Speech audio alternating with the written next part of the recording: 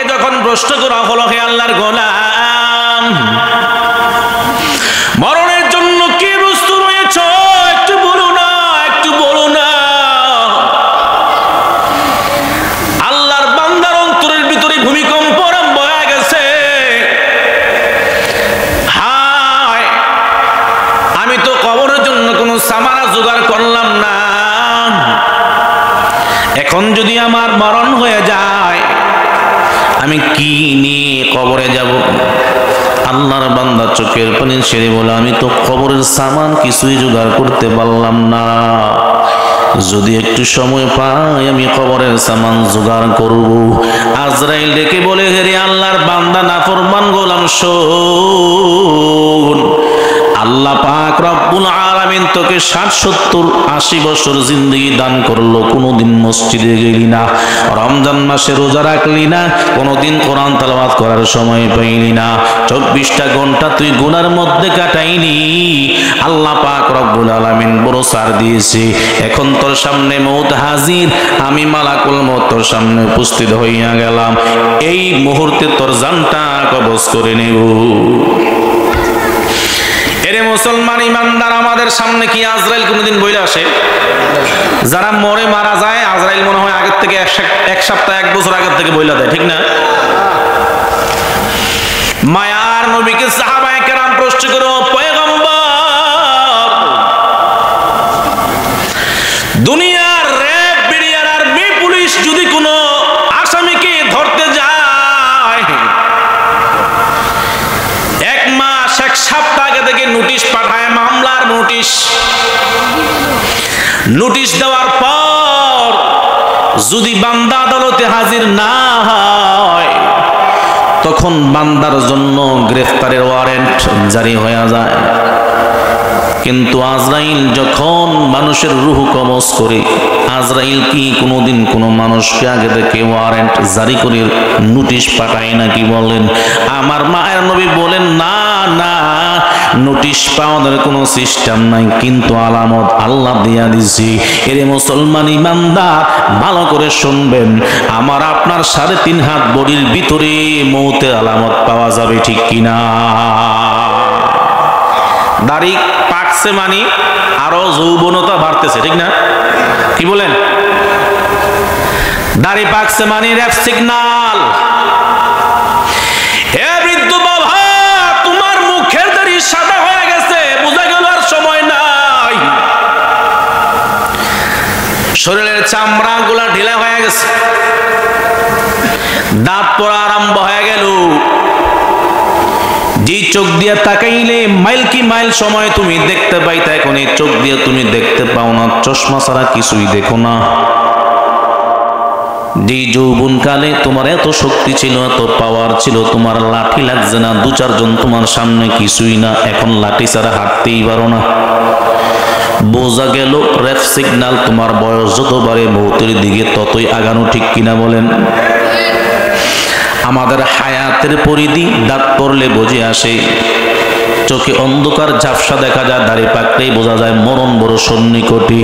এর মুসলমান ইমানদার, আগে মরার বয়ানও করা লাগছে না, মানুষ মরছে 1 মাইল তাফাত দূরে থেকে আওয়াজ পৌঁছলেই অন্তরে ভূমিকম্প আরম্ভ হইত। এখন বান্দা লাশ সামনে নিয়ে ঘুমায় আর হাতে সিগারেট টানে, মৌতের ভয় বান্দার অন্তরে নাই, ঠিক কিনা? خلقناكم وفيها نعيدكم ومنها نخرجكم تارة أخرى। আল্লাহ বলে, বান্দা আমি আল্লাহ তোমাকেই মাটি থেকে বানাইলাম। আমাদের সৃষ্টি কিসের থেকে? মাটি, ঠিক না?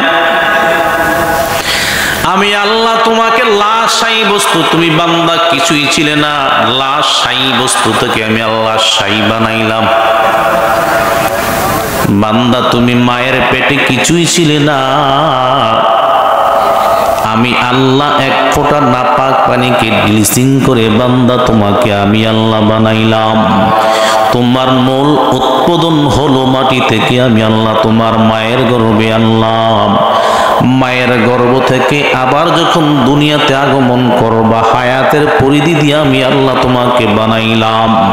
যখন হায়াতের পরিধি শেষ হয়ে যাবে, এই দুনিয়াতে আর কেউই থাকতে পারবে না, আবার মাটির ভিতরেই চলে আসবে, ঠিক কিনা?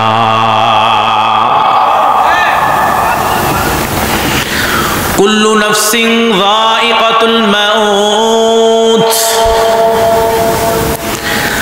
প্রত্যেকটা প্রাণী, শুধু মানুষ না, আল্লাহ যে জিনিসগুলোকে প্রাণ দিয়েছেন, জান দিয়েছেন, জীবন দিয়েছেন, সকলকেই মরার স্বাদ গ্রহণ করতেই হবে, ঠিক কিনা?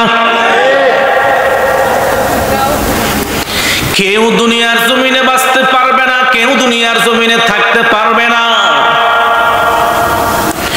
কোন নবী রাসূল পর্যন্ত থাকতে পারে না, তুমিও পারবে না, আমিও পারবো না। কেউ যাবে আগে, কেউ যাবে পরে, আসার সিরিয়াল আছে, যাওয়ার কিন্তু কোন সিরিয়াল নাই, আছে নাকি বলেন? এই জন্য আল্লাহ বলেন, মিনহা খলাকনাকুম ওয়া ফিহা নুঈদুকুম। আমি আল্লাহ মাটি থেকে বানাইলাম, আবার মাটির ভিতরে নিয়ে যাব। এ বিশ্বাসীরা শুনে নাও,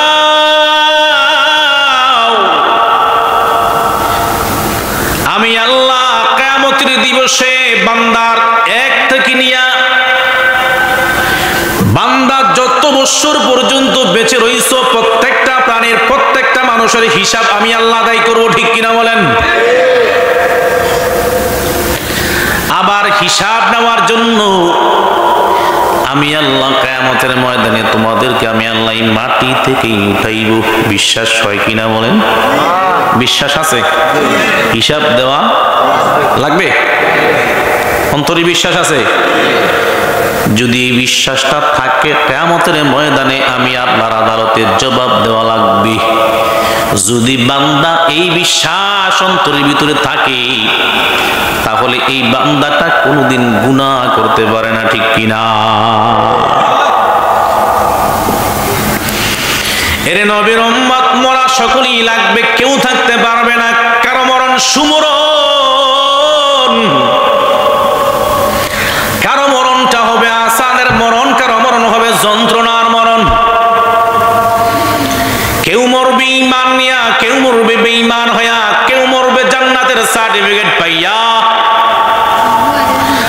আবার কেউ মৃত্যুবরণ করবে জাহান্নামের সার্টিফিকেট পাইয়া।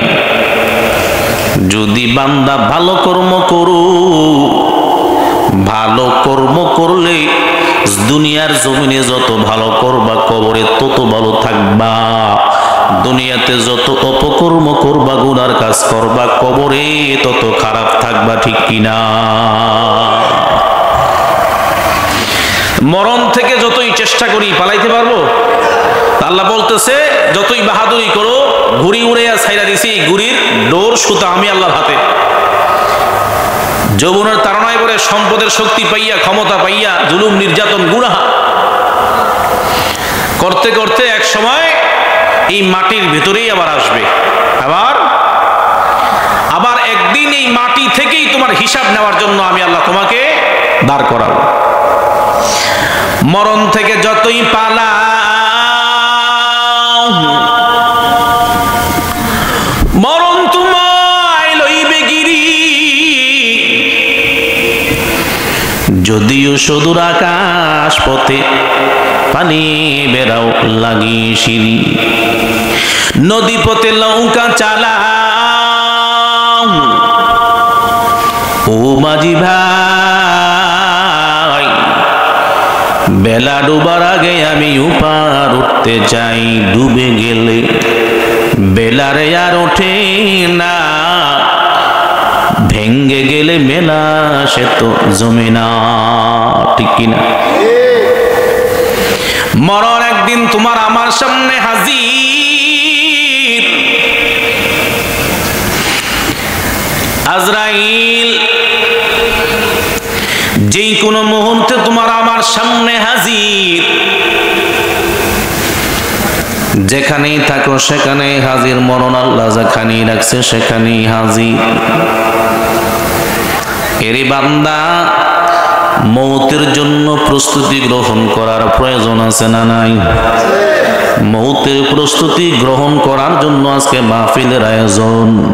কত বান্দা নাকে তেল দিয়া ঘুমায়, কত যুবক ভাইরা গুনাহের কাজে লিপ্ত, কত মা বোনেরা টিভির পর্দায় সময় কাটাচ্ছি। তারা মনে করে জীবন জিন্দিগিতে কোনোদিন মরণ আমাদের কাছে আসবে না। যতই বাহাদুর হও না কেন, যত শক্তিধর হও না কেন, যতই ক্ষমতাশীল হও না কেন, মরণের কাছে একদিন ধরা দেওয়া লাগবে, ঠিক কিনা? এই জন্য মরণের আগেই প্রস্তুতি নেওয়া প্রয়োজন। আজরাইল আলাইহিস সালাতু ওয়াস সালাম একদিন আল্লাহর এক বান্দার সামনে হাজির হইয়া বলতেছে, আল্লাহর বান্দা, তোমাকে একটা প্রশ্ন করি। বলে, কি প্রশ্ন? বলে, তুমি কি মরণের জন্য প্রস্তুত নি? আল্লাহর বান্দা বলেন, আমি মৌতের জন্য 24 ঘন্টা রেডি। আল্লাহু আকবার বলেন। আজরাইল আশ্চর্যান্বিত হইয়া গেলেন, ব্যাপার কি? মৌতের জন্য কি এমন সামান জোগাড় করছো তুমি মরণের জন্য প্রস্তুত? কি এমন আমল? আল্লাহর বান্দা জবাব দেয়, দুনিয়াতে আসার পর বুঝ হওয়ার পরে আমি কোনোদিন নামাজ তরক করি না, আমি রমজানের রোজাগুলি নষ্ট করি না, আমি পরের হক খাই না, আমি কোনোদিন মিথ্যা বলি না, হারাম পথে চলি না, আমি সদা সর্বদাই কথা মনেই করিয়া চলি। হঠাৎ কোন দিন জানি আজরাইল আমার সামনে হাজির হইয়া যায়, এই জন্য আমি সবসময় মৌতের মোরাকাবায় থাকি। আউলিয়ারা কারে অকবা এখতিয়ার, জাহেলারা কারে দুনিয়া এখতিয়ার, মাইলে মোমেন সোয়ে মোমেন মিশাওয়াত, মাইলে কাফের সোয়ে কাফের মিশাওয়াত। জামানা সোহবতে বা আউলিয়া, বেহতেরাজ সদ সালে তোআত বেরিয়া। আই বেরাদার দূরে বাসাজ ইয়ারে বাদ, ইয়ারে বদ বদ তরবুয়াদ আজমারে বাদ। আল্লাহর বান্দা বলে, আমি সবসময় তৈয়ার, আমি আল্লাহর সান্নিধ্যে পাওয়ার জন্য বড় পাগল। আরেক বান্দার সামনে হাজির, বলে, আল্লাহর বান্দা, মৌতের জন্য তুমি প্রস্তুতি নি? এরে মুসলমান ইমানদার, আমাদের একজনের সামনে যদি আজরাইল পরিচয় দিয়া হাজির হইয়া বলে, বান্দা তোমার মরণ সন্নিকটে, তুমি মরণের জন্য প্রস্তুত নি? কি বলবে বলেন? আজরাইল, আমারে 1 সপ্তাহ 1 মাসের সময় দাও, বলবে কিনা বলেন? বলে, আমার ঘর বাড়ি, আমার আত্মীয় স্বজন, আমার ছেলে সন্তান, আমার মেয়ে, আমার আত্মীয় স্বজন সবাই রয়েছে, আমার ব্যাংকে এত লক্ষ টাকা আছে, আমার জমিদারি রয়েছে, এগুলো সব কিছু মানুষকে বুঝাইয়া দিয়া আমি আমার আত্মীয় স্বজনকে বুঝাইয়া দেওয়ার একটু সুযোগ দান করো। আজরাইল ডেকে ডেকে বলবে, ইদা জা আজালুহুম লা ইস্তাখিরুনা সাআতাও ওয়া লা ইস্তাকদিমুন। আল্লাহর বান্দাকে যখন প্রশ্ন করা হলো, হে আল্লাহর গোলাম, মরণের জন্য কি প্রস্তুত রয়েছ? একটু বলো না, একটু বলো না। আল্লাহর বান্দার অন্তরের ভিতরে ভূমিকম্প আরম্ভ হয়ে গেছে। হায়, আমি তো কবরের জন্য কোনো সামানা জোগাড় করলাম না, এখন যদি আমার মরণ হয়ে যায়, আমি কি নিয়ে কবরে যাব? আল্লাহর বান্দা চোখের পানি ছেড়ে বলে, আমি তো কবরের সামান কিছুই জোগাড় করতে পারলাম না, যদি একটু সময় পাই আমি কবরের সামান জোগাড় করব।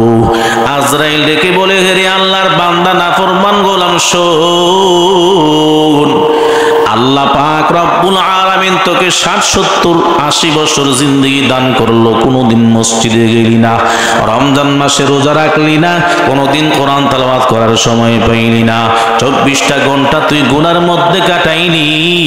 আল্লাহ পাক রব্বুল আলামিন বড় ছাড় দিয়েছে। এখন তোর সামনে মউত হাজির, আমি মালাকুল মউত তোর সামনে উপস্থিত হইয়া গেলাম, এই মুহূর্তে তোর জানটা কবজ করে নেব।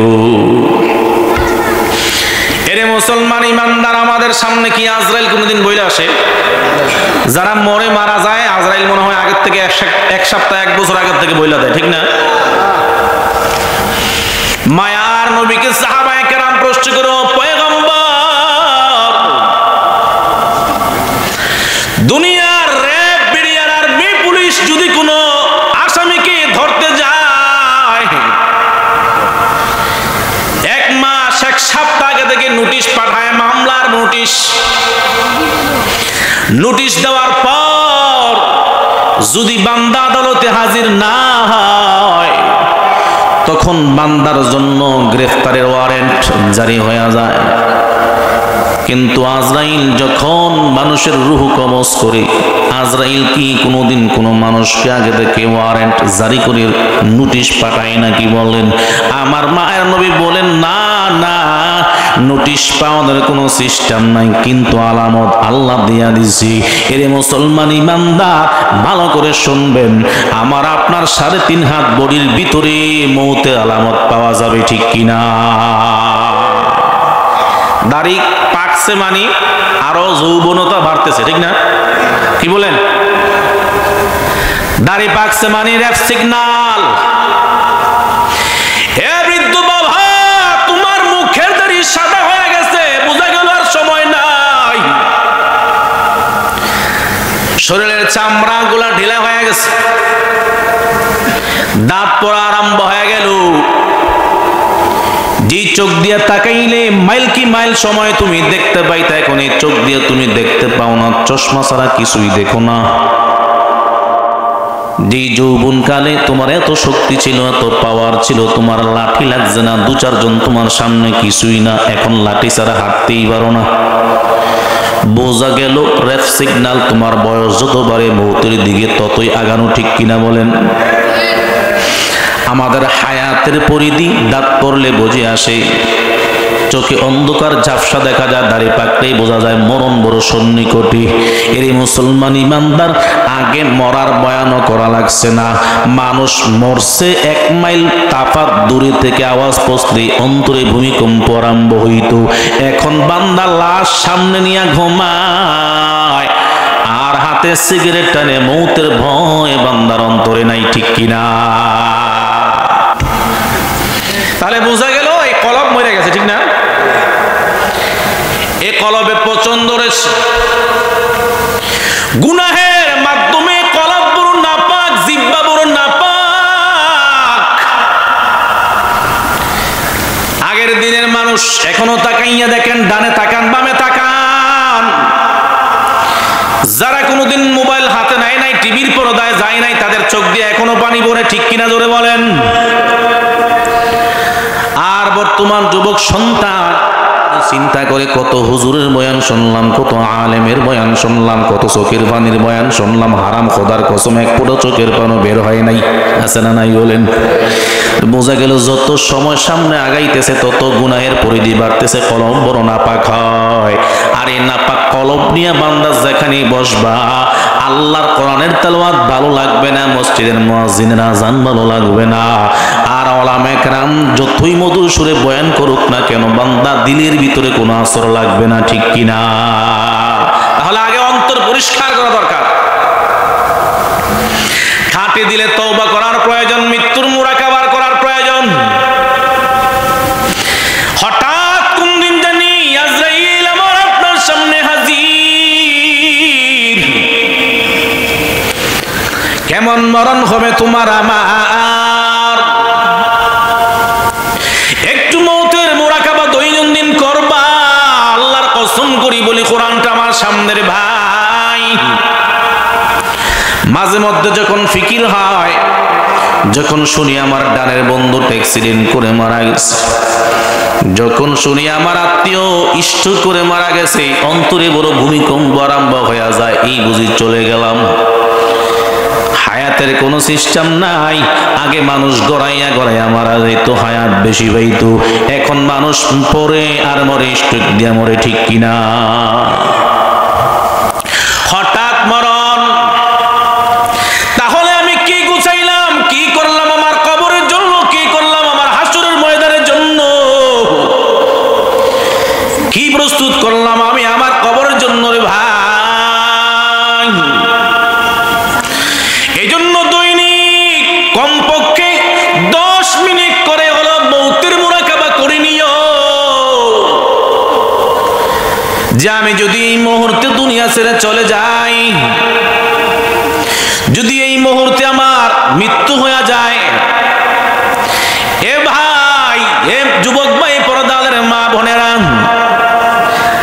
একদল মানুষ দৌড়াবে মাইকে এলান করার জন্য, সন্তান দৌড়াবে ইমাম সাহেবকে রাত্রবেলা জাগাইয়া দিবে, হুজুর আমার বাবা নাই। মানুষ দৌড়াবে মাইকে এলান করার জন্য, বাড়িওয়ালা নাই রে বাড়ি, নাই রে দুনিয়াতে। এই বাড়িওয়ালা আজকে মারা গেছে, এখন তুমি, তোমার দেহের ভিতরে প্রাণ আছে, তুমি একটা মানুষ।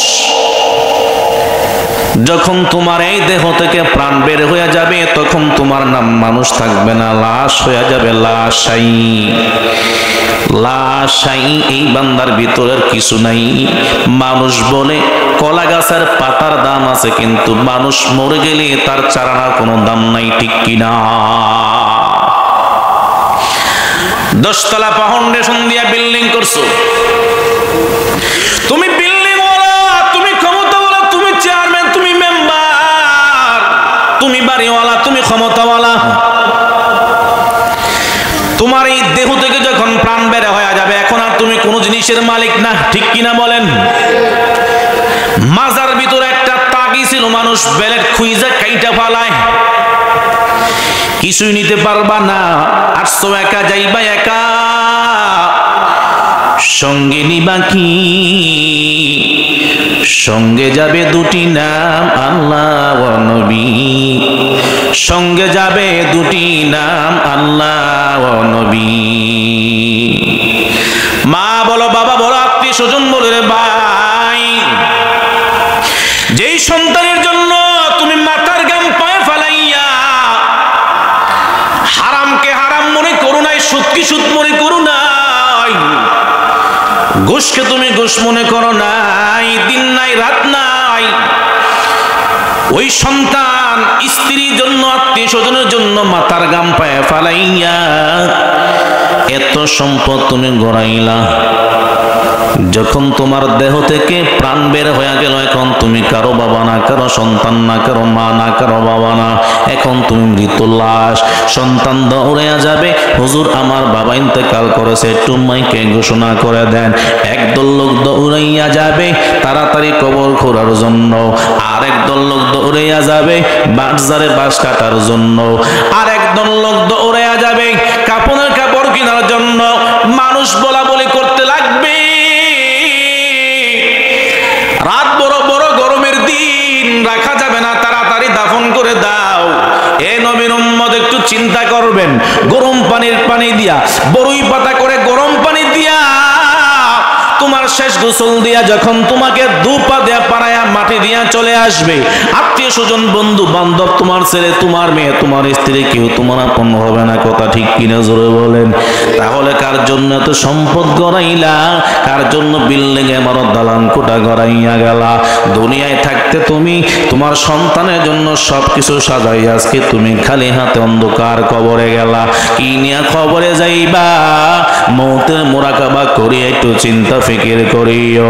আমি আজকে দুনিয়ার জমিনে আছি, একদিন হঠাৎ করে দুনিয়ার জমিনে থাকবো না। ওই মরণ তুমি যতই দূরে থাকো না কেন, আজরাইল তোমাকে খুঁজে বের করবে। মরণ থেকে পলায়ন করা যাবে না। আল্লাহ যদি তোমার মৃত্যু রাখে বাহিরের রাষ্ট্রে, সেখানেও আজরাইল হাজির, ঠিক কিনা জোরে বলেন? তবে একটা কথা চিন্তা করবেন মরণের সময় কেউ ঈমান নিয়ে মৃত্যুবরণ করে, কেউ বেঈমান হইয়া মরণ বরণ করে, ঠিক কিনা? মায়ার নবী সাহাবায়ে কেরামদেরকে মরণের কষ্টের কথা বয়ান করি। ইমানদারদের মরণ আর বেঈমানের মরণটা কেমন হবে, ইমানদারদের মরণ আর বেনমাজির মরণটা কেমন হবে, ইমানদারদের মরণ আর নাফরমান গুনাহগারদের মরণ কিন্তু একরকম মরণ হবে না। যারা ইমানদার বান্দা তাদের মরণ হবে খুব আসানে শান্তির সাথে, আর যারা গুনাহগার নাফরমান তাদের মরণ কত কষ্টের হবে। মায়ার নবী সাহাবায়ে কেরামদেরকে ডাইকা বলেন, ও সাহাবায়ে কেরাম ভালো করে শুন, মরণের বড় কষ্ট, বড় কঠিন। ওই মরণের কষ্ট থেকে আমার মায়ার নবীও রেহাই পাইল না। রাহমাতুল লিল আলামিন যেই দিন মৃত্যুর বিছানায় শুয়ে গেলেন, আজরাইল আমার মায়ার নবীর বুকের উপরে হাতটা রাখছে। রাহমাতুল লিল আলামিন আজরাইলকে ডেকে বলে, ভাই আজরাইল তুমি আমার বুকে কি রাখছো? মায়ার নবীর প্রশ্নের জবাবে আজরাইল বলে, নবী আমার, আমি তো অন্য কিছু রাখি নাই গো নবী, আমি তো কেবলমাত্র আমার ডান হাতটা আপনার বুকের উপরে রাখছি। রাহমাতুল লিল আলামিন চোখের পানি ছেড়ে বলে, ও আজরাইল তুমি আমার বুকের উপরে শুধু তোমার ডান হাতটা রাখছো, আমার তো মনে হয় 7টা আসমান 7টা জমিন আমার বুকের উপরে দিয়ে চাপা দেওয়া হয়েছে। এরে নবীর উম্মত রাহমাতুল লিল আলামিন বলে, আমি নবীর যদি এত কষ্ট হয়, আমার এতিম উম্মত গুনাহগার উম্মতের মরণ জানি কত কষ্ট হবে। এ যুবক ভাই পর্দাদের মা বোনেরা শুনে নাও, ওই মরণের কষ্ট বড় কঠিন। মায়ার নবী বলেন, নাফরমান গুনাহগার বান্দার কত কষ্টে মরণ হবে জানো? বলে, একটা জীবিত বকরি কি তার দেহ থেকে চামড়াটা ছিলাইলে যতই না কষ্ট হয়, তার চাইতে 1000 গুণে বেশি কষ্ট হবে গুনাহগার নাফরমানের মরণটা। এর নবীর উম্মত রাহমাতুল লিল আলামিন বলেন, ওই নাফরমানের মরণ কত কষ্টের। যখন নাফরমানকে মরণের সিগন্যাল দেওয়া হয়, আজরাইল তার দলবল নিয়ে হাজির হইয়া যায়। নাফরমানকে সিগন্যাল দিয়া মরণের জন্য প্রস্তুত করানো হয়। বলে, প্রত্যেকটা ফেরেশতার হাতে একটা করে বর্শির মতো কাঁটাওয়ালা আংটা থাকে। নাফরমান বান্দার রূহটা কিভাবে কবজ করা হয় অনেকে নিশ্চয়ই দেখছেন মরণের কত কঠিন যন্ত্রণা। মরণের সময় অনেক মানুষ প্রস্রাব করিয়া দেয়, পায়খানা পর্যন্ত করিয়া দেয়, ঠিক কিনা বলেন? এরই বান্দা ডান দিকে তাকায়, বাম দিকে তাকায়, মাথাটা নিচু করে দেয়, চোখগুলা ঘুরাইতে থাকে। কেন?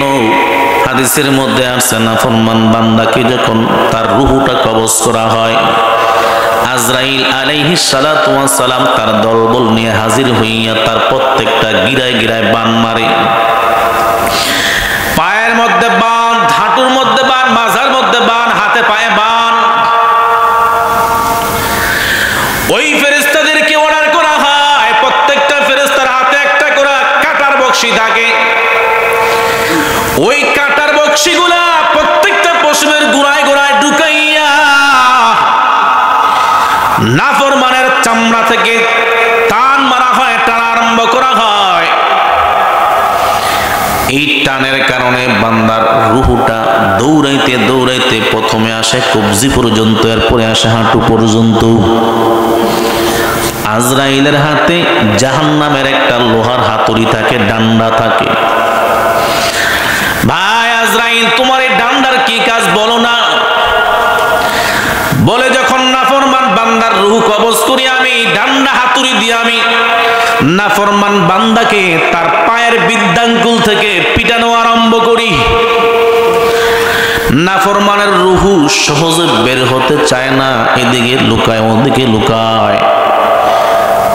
ওই আজরাইলের কুৎসিত চেহারা দেখিয়া বান্দার ডানে তাকায় বামে তাকায়, চেহারা লুকাইতে থাকে, ভয় কাউকে বলতে পারে না। দেখবেন মরার আগে মানুষের জবান বন্ধ হয়ে যায়, ঠিক কিনা ধরে বলেন? জব বন্ধ হয়ে গেছে, আমরা বলি জবান বন্ধ হয়ে গেছে। আল্লাহ তাআলা মরণের আগে নাফরমানের জবান বন্ধ করিয়া দেয়। কারণ কি জানো? নাফরমানের জবান বন্ধ এই জন্যই করা হয় যাতে নাফরমান মৌতের কষ্ট দুনিয়ার কোনো মানুষের কাছে বয়ান করতে না পারে। তার ডান পাশে মানুষ, বাম পাশে মানুষ, ডানে সন্তান বামে সন্তান, আত্মীয় স্বজনরা তার চতুর্পাশে বসা। এই নাফরমানের রূহ যখন কবজ করা হয়, আজরাইল আলাইহিস সালাতু ওয়াস সালাম তাকে ডান্ডা দিয়া পিটানো আরম্ভ করে, রূহ বের হতে চায় না। পিটাইতে পিটাইতে রাত আর রূহটা কবজি পর্যন্ত আসিয়া আটকায়। এখানেও আবার পিটানো আরম্ভ করে, আবার পিটাইতে পিটাইতে হাঁটু পর্যন্ত আনে। এরই নবীর উম্মত ভালো করে তাকাইয়া দেখবেন, অনেক মানুষ যখন মৃত্যুবরণ করে চোখ দিয়া ঝরঝর করে পানি পড়ে, বান্দার চেহারাটা বারবার লুকাইতে চেষ্টা করে। আমরা মানুষেরা মনে করি মানুষ দুনিয়ার জমিন থেকে চলে যাবে, দুনিয়ার মায়া, সন্তানের মায়া কান্না করে। না না, এই মানুষটা সন্তানের মায়াও কান্না করে না, স্ত্রীর মায়াও কান্না করে না, সম্পদের মায়াও কান্না করে না, দুনিয়ার মায়াও বান্দা কান্না করে না। বলে কান্না করে কেন জানো? এই নাফরমান মৃত্যু কষ্ট সহ্য করতে পারে না, এই জন্য কান্না করি। ডান দিকে তাকাইয়া কান্না করে আর চোখের পানি ঝরায়। সন্তান ডান পাশে বসা, মনে মনে বলে সন্তান, তোর জন্য আমি 60 বছর জিন্দগি ব্যয় করলাম, 70 বছর জিন্দগি ব্যয় করলাম, আজ আমি দুনিয়ার জমিন থেকে চিরবিদায় নিয়ে যাই। আমার মৌতের কষ্ট তুই বুঝতে পারস না। এই সম্পদ দিয়ে আমার কি হবে? সন্তান দিয়ে আমার কি লাভ? মরণের সময় আমার সম্পদ, আমার সন্তান, আমার আত্মীয় স্বজন কিছু আমার কাজে আসলো না। এ বান্দা ডান দিকে তাকাইয়া সন্তানের দিকে তাকাইয়া তাকাইয়া কান্না করি। বান্দার চেহারাটা আবার বাম দিকে ফিরাইয়া বন্ধু বান্ধব আত্মীয় স্বজনকে দেখিয়া দেখিয়া কান্না করি। কেন কান্না করি? যাদের পিছনে আমি আমার সময়টা নষ্ট করলাম, যাদের পিছনে আমি আমার সম্পদ নষ্ট করলাম, যাদের জন্য আমি সব হারাইলাম, আজকে তারা আমার পাশে বসা। কেউ তো আমাকে মৃত্যু কষ্ট থেকে বাঁচাইতে পারে না, কেউ তো আমার মরণটা ঠেকাইতে পারে না, কেউ তো আমার এই যন্ত্রণা বুঝতে পারে না। বান্দা চোখের পানি ঝরায় আর কান্না করে। এরে মুসলমান ইমানদার, ওই হালতটা কত কঠিন, কত কঠিন। মৌত দ্বারা মৃত্যুবরণ করে নাই তারা বুঝতেই পারবে না। পয়গম্বর মুসা আলাইহিস সালাতু ওয়াস সালামের জামানায়, মুসা আলাইহিস সালাতু ওয়াস সালাম আল্লাহ পাক রব্বুল আলামিন এমন মুজিজা দান করেছিলেন। আল্লাহর নাম নিয়ে যখন কবরের সামনে দাঁড়াইয়া বলতো, আল্লাহর বান্দা আল্লাহর নামে দাঁড়াইয়া যাও, আল্লাহ পাক রব্বুল আলামিন আল্লাহর নামে কুম্বিজনিল্লাহ বলিয়া ডাক দিলে সাথে সাথে মৃত ব্যক্তিরা জীবিত হইয়া দাঁড়াইয়া যাইত। আল্লাহু আকবার। আল্লাহর এক বান্দাকে দাঁড় করাইয়া জিজ্ঞাসা করতেছেন, কবর থেকে উঠাইয়া দাঁড় করাইলো। ওই আল্লাহর বান্দাটা থরথর করিয়া কাঁপতেছে, থরথর করিয়া কাঁপা আরম্ভ করে দিল। পয়গম্বর জিজ্ঞাসা করে, তুমি কাঁপতেছো কেন? আল্লাহর বান্দা বলেন, আমি মৌতের ভয়ে কান্না করি। বলে কত বৎসর হয়েছে মৃত্যুবরণ করছো? বলে 1400 বৎসর হইল। 1400 বৎসর পরেও এখনো তুমি মৃত্যুর ভয়ে কান্না করো, থর থর করে কাঁপো। আল্লাহর বান্দা জবাব দেয়, শোনেন, 1400 বছর হয়ে গেল, এখনো পর্যন্ত আমার থেকে মৌতের কষ্ট, মৌতের কম্পন দূরে সরে না। এমন কঠিন মরণের ভাই, এ বেনমাজি ভাই, সুদখোর ভাই, যুবক ভাই, হাতে পায়ে ধরে বলে যায়, মৌতের জন্য প্রস্তুতি নাও। তুমি মনে করেছো আমি আরো 10-15 বছর 20 বছর বাঁচবো, হায়াত পাবো না। কে বলেছে তোমাকে? তোমার মতন কত যুবক রোড অ্যাক্সিডেন্ট হয়ে মৃত্যুবরণ করে, স্ট্রোক করে মারা যায়, আগুনে পড়ে মারা যায়, পানিতে পড়ে মারা যায়, শত্রুর কবলে পড়ে মৃত্যুবরণ করে, আছে না নাই? পত্রিকা খুললে, ফেসবুক খুললে, মোবাইল খুললেই দেখি ওই জায়গায় যুবকের লাশ, ওই জায়গায় যুবকের লাশ। এমন বন্ধুকে তুমি বন্ধু বানাইছো যে বন্ধু তোমাকে নিশ্চয়তা দিতে পারে না। এমন মানুষের সাথে তুমি সংসার করো যে মানুষের সাথে আজকে তোমার নিশ্চয়তা নাই।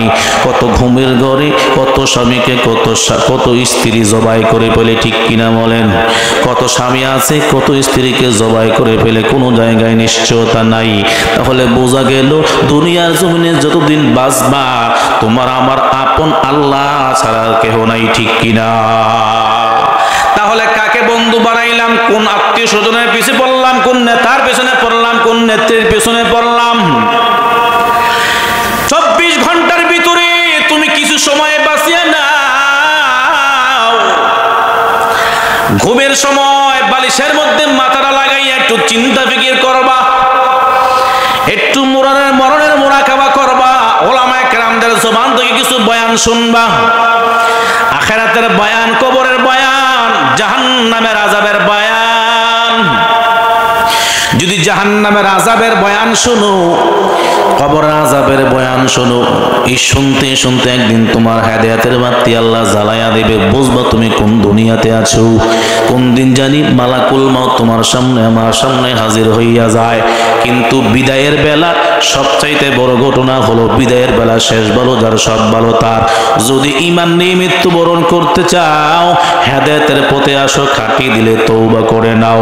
কারণ কবর বড় ভয়ঙ্কর জায়গা। এই জায়গায় যারা খালি হাতে যাবে তারা কেউ ছাড় পাবে না, ঠিক কিনা? قال رسول الله صلى الله عليه وسلم القبر روضة من رياض الجنة وحفرة من حفر النار। মায়ার নবী বলেন, দুনিয়াতে কোনো বান্দা নেক আমল করে গেলে কবরটা তার জন্য জান্নাতের বাগান। আর যদি কোনো বান্দা গুনাহ নিয়া, বেনমাজি হালতে, জিনা করে, ডাকাতি করে, চুরি করে, মিথ্যা নিয়ে, ঘুষ খাইয়া, সুদ খাইয়া যদি কবরে যায়, ওই বান্দার কবরটা হবে জাহান্নামের টুকরা, ঠিক কিনা? এরে মুসলমান, ইমানদার, নাফরমান আর গুনাহগার বেনমাজির কবর এত ভয়ঙ্কর, এত কঠিন। আল্লাহ পাক রব্বুল আলামিন আয়াত নাজিল করেছেন। 3.5 হাত মাটির উপরে এখন আছে, 3.5 হাত মাটির খবর আমরা কেউ জানি না। আল্লাহ পাক রব্বুল আলামিন বলেন, আল্লাহকুমুত তাকাসুর হাত্তা যুরতুমুল মাকাবির কাল্লা সাওফা তা'লামুনা সুম্মা কাল্লা সাওফা তা'লামুন কাল্লা লাউ তা'লামুনা ইলমাল ইয়াকিন লাতারাউন্নাল জাহিম।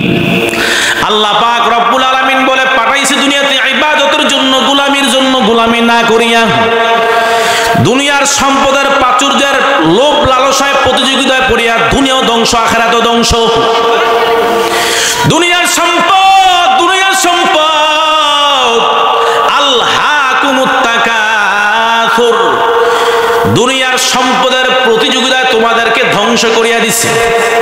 হাত্তা যুরতুমুল মাকাবির, দুনিয়ার সম্পদ, দুনিয়ার ব্যবসা, দুনিয়ার টাকা পয়সা, ব্যাংক ব্যালেন্স, ব্যবসা বাণিজ্য, চাকরি বাকরি, সময় কাটাইতে হাত্তা যুরতুমুল মাকাবির, এমনকি তোমরা কবর পর্যন্ত পৌঁছিয়া যাও। হঠাৎ তোমাদের আজরাইলের সাথে সাক্ষাৎ হয়ে যায়, ঠিক কিনা? এ বান্দা 30-35 বছর পর্যন্ত সরকারি চাকরি করে রিটায়ার হয়েছে। 30 লক্ষ টাকা পাবার পর এই বান্দাটা একটা বিল্ডিং গড়াইবে, বড় স্বপ্ন। বিল্ডিং তৈরি আরম্ভ করলো। তৈরি করার পর সুন্দর চাকচিক্যময় বিল্ডিং গড়ানোর পর এখন বান্দা বিল্ডিং এ ঢুকবে। দুনিয়াতে সমাজে আরো মানুষের অভাব নাই, যেই মানুষটা যখন বিল্ডিংটা ঢুকবে তার আত্মীয় স্বজন নিয়ে থাকবে, পরিশেষে বান্দাটা বিল্ডিং এ ঢোকার সুযোগও পায় না, ঠিক কিনা বলেন? কত মানুষ স্ট্রোক করিয়া রোড অ্যাক্সিডেন্ট করিয়া মারা যায়, ওই স্বপ্নের বিল্ডিং এ থাকার কোনো সুযোগ পায় না। আল্লাহ বলে হাত্তা জুরতুমুল মাকাবির কাল্লা সাউফা তা'লামুনা সুম্মা কাল্লা সাউফা তা'লামুন। দুনিয়ার জমিনে কি করে আসছো সাবধান, এই 3.5 হাত মাটির নিচে ঢুকার সাথে সাথে টের পাইবা, ঠিক কিনা? খবর আসেনি? কবরে যেতে হবে, যাব না কে কে? হ্যাঁ, মৃত্যুর স্বাদ আস্বাদন কে কে করবে না এমন কেউ আছে? মরবে না এই সার্টিফিকেট কেউ পেয়েছে? কেউ পায় নাই। তাহলে বোঝা গেল মৃত্যুর স্বাদ গ্রহণ করতেই হবে। দুনিয়াতে আসছি, আবার কবরে যাব। তো কবর থেকে আবার যখন সময় ফুরিয়ে আসবে, কিয়ামতের সন্নিকট সময় হবে, তো ওই কিয়ামতের মুহূর্তে আপনাকে আমাকে আবার হিসাব দেওয়ার জন্য আল্লাহ তাআলা মাটি থেকে আমাদেরকে উঠাইবে, ঠিক কিনা জোরে বলেন? এই জন্য যারা দুনিয়া থাইকা নেক আমল করে যাবে, তো কবরটা তার জন্য জান্নাতের বাগান হয়ে যাবে। আর কেউ যদি গুনাহ নিয়ে যায়, বেনবাজি হালেতে যায়, ঘুষ খাইয়া সুদ খাইয়া, হ্যাঁ, পোড়া কপাইল্লা গুনাহ নিয়ে অন্ধকার কবরে গেছে, তো কবরটা তার জন্য জাহান্নামের বাগান, টুকরা হয়ে যাবে, ঠিক কিনা জোরে বলেন? এই জন্য সময় থাকতে তওবা করা প্রয়োজন আছে না নাই? কুল ইয়া ইবাদিয়াল্লাযীনা আসরাফু আলা আনফুসিহিম লা তাকনাতু মির রাহমাতিল্লাহ ইন্নাল্লাহা ইয়াগফিরুয যুনুবা জামিআ ইন্নাহু হুয়াল গফুরুর রহিম।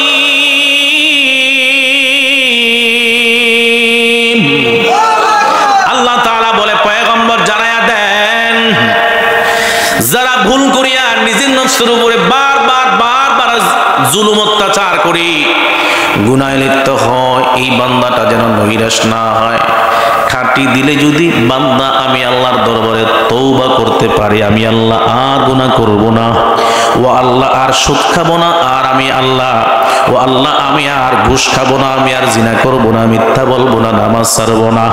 বান্দা ভুল পথ থেকে যদি ফিরিয়া সঠিক রাস্তায় আসিয়া আমি আল্লাহর দরবারে তওবা করে আত্মসমর্পণ করে নাই, আমি আল্লাহ ওয়াদা করলাম বান্দা খাঁটি দিলে তওবা করলে আমি আল্লাহ তওবা কবুল করে জীবনের সব গুনাহগুলি মাফ করে দেব। এই তওবার সুযোগ থাকতে তওবা করার প্রয়োজন আছে না নাই? এই যুবক ভাইয়ারা যারা এখানে বসে আছেন, যৌবনের তাড়নায় পড়ে রক্ত গরম, তো এখন মুখ দিয়ে কি বের হয় খবরে নাই। যৌবনের তাড়নায় পড়ে কি করতেছেন, হ্যাঁ, যখন সময় ঘনিয়ে আসবে তখন টের পাওয়া যাবে, ঠিক না? হ্যাঁ, এখানে বসলেও ঠিক, গানের আড্ডা গেলেও ঠিক, সব জায়গায় গেলেও ঠিক। এখান থেকে বের হইলে আর ঠিক থাকবে না, ঠিক না? এখান থেকে বের হইলে আর ঠিক থাকবে না। হুজুরে গরম করে লাইছে, বয়ান করছে রে, চোখের পানি ঝরাইছে, ফজরের সময় মসজিদে মুসল্লি খুঁজে পাওয়া যাবে। আল্লাহর দরবারে আত্মসমর্পণ করে নাও। খামখেয়ালি মনে করো না, সময়টাকে খামখেয়ালি ভাবে নষ্ট করিও না। 5 ওয়াক্ত নামাজ সময় মতো আদায় করা, খাঁটি দিলে আল্লাহর দরবারে তওবা করা, সময় সময় কোরআন তেলাওয়াত করা, মা বাবা বেঁচে থাকলে তাদের খেদমত করা, ওলামায়ে কেরামদের সাথে সংস্পর্শ গড়ে নেওয়া, ওলামায়ে কেরামদের সাথে সম্পর্ক গড়া, মসজিদের ইমাম সাহেবদের থেকে নিজের আমল পরিধি সবকিছু শুধরাইয়া নেওয়া, আল্লাহর দরবারে খাঁটি তওবা করিয়া 5 ওয়াক্ত নামাজ সময় মতো আদায় করিয়া হারাম থেকে বাঁচিয়া, ওলামায়ে কেরামদের সাথে বেয়াদবি না করিয়া সদা সর্বদা আল্লাহর উপর তাওয়াক্কুল বিশ্বাস ভরসা রাখিয়া অন্তরের ভিতরে মালিকের মুহাব্বত গড়াইয়া খাঁটি দিলে তওবা করতে রাজি আছি সবাই ইনশাআল্লাহ। দুহাতুল আল্লাহকে দেখায় দেন আল্লাহ। আজকের লক্ষ্মীপুর মধ্যপাড়া এই মসজিদ মাদ্রাসা, এই মসজিদের পক্ষ থেকে যুবক ভাইদের পক্ষ থেকে আজকের মাহফিল কবুল করে নেন আল্লাহ। খাঁটি দিলে তওবা করতেছে আল্লাহ, তওবা কবুল করে নেন আল্লাহ। যুবক ভাইদেরকে কবুল করে নেন আজকের এই মাহফিলকে আপনি কবুল আর মঞ্জুর করেন, মা বোনদেরকে কবুল আর মঞ্জুর করেন, সদা সর্বদাই তওবার উপরে অটল থাকার তৌফিক দান করেন আল্লাহ। আয় আল্লাহ, গুনাহ করব না, নামাজ ছাড়বো না, ওয়াদা করতেছি আল্লাহ, ওয়াদা আপনি কবুল করেন, আমিন।